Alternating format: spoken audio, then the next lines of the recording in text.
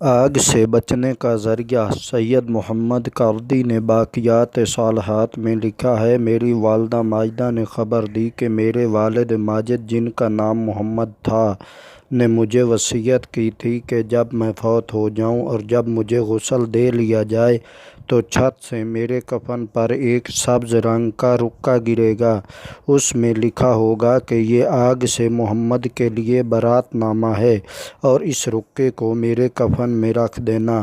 چنانچہ غسل کے بعد وہ رکا گرا، اس پر لکھا ہوا تھا ھذا برات محمد العالم بالعلم من النار، اور اس کاغذ کی یہ نشانی تھی کہ جس طرف سے پڑھو سیدھا ہی لکھا نظر آتا تھا۔ پھر میں نے اپنی والدہ ماجدہ سے پوچھا کہ میرے نانا جان کا عمل کیا تھا، تو امی جان نے فرمایا ان کا عمل تھا ہمیشہ ذکر اور درود پاک کی کثرت۔ صلی اللہ تعالی علی النبی الامی الکریم وآلہ واصحابہ اجمعین۔ سعادت الدارین سواد 120۔